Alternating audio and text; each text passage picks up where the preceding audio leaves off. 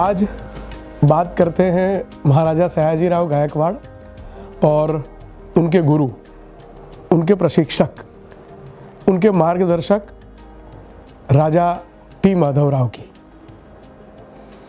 1875 में दत्तक विधान के बाद महाराजा सयाजीराव गायकवाड़ का प्रशिक्षण करने वाले जो 3 व्यक्ति थे, एक महारानी जमुनाबाई, दूसरे श्री इलियट और तीसरे टी माधवराव। टी माधवराव ने उन्हें शासन के सूत्र दिए थे और टी माधवराव द्वारा दिए गए शासन के सूत्र कितनी गहनता से उन्होंने अपने जीवन में उतारे थे, यह प्रसंग शायद उसका प्रतिबिंब हो सकता है।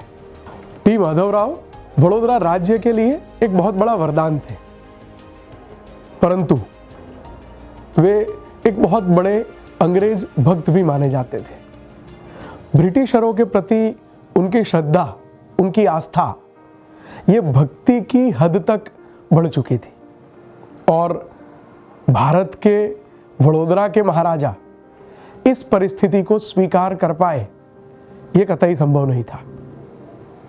1875 से 1881 तक जब महाराजा का प्रशिक्षण चला, इस पूरे समय के दौरान उनके प्रतिनिधि के रूप में वडोदरा राज्य का प्रशासन टी माधवराव चला रहे थे और इस समय के दौरान उनके द्वारा अंग्रेजों के साथ किए गए कई सारे करार, कई सारे समझौती ऐसी थी जो वडोदरा राज्य के हित में नहीं थी। ये सिर्फ आर्थिक नुकसान तक सीमित नहीं थी, किंतु वडोदरा राज्य की स्वाधीनता के ऊपर इन समझौतियों के कारण, इन करारों के कारण एक बहुत बड़ा प्रश्नार्थ खड़ा हो चुका था। अंग्रेज सेना से वडोदरा राज्य की सेना कम होनी चाहिए, वडोदरा राज्य में गोला बारूद, अस्त्र शस्त्र उसका उत्पादन नहीं होना चाहिए, वडोदरा राज्य की अफीम की खेती, उसका अधिकार ये भी अंग्रेजों के पास, वडोदरा राज्य में नमक का उत्पादन ये करने के ऊपर प्रतिबंध। ऐसे कई सारे समझौते ऐसे थे जो समझौते वडोदरा राज्य के आर्थिक हित के अलावा वडोदरा राज्य के स्वातंत्र्य के लिए भी ठीक नहीं थे।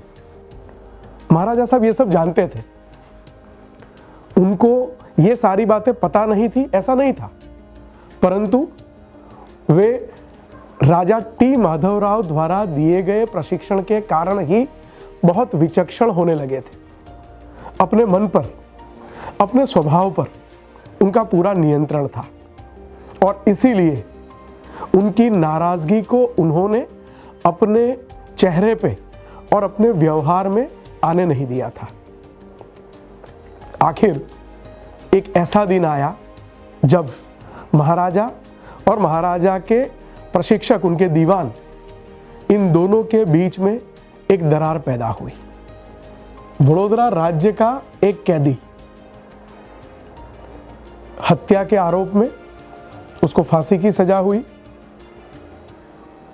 फांसी की सजा दिए जाने के बाद वरिष्ठ कोर्ट में अपील दायर हुई और इस अपील के परिणाम स्वरूप वरिष्ठ कोर्ट ने उस आरोपों को तो स्वीकार कर लिया, परंतु फांसी की सजा को उन्होंने आजीवन कारावास में परिवर्तित कर दिया।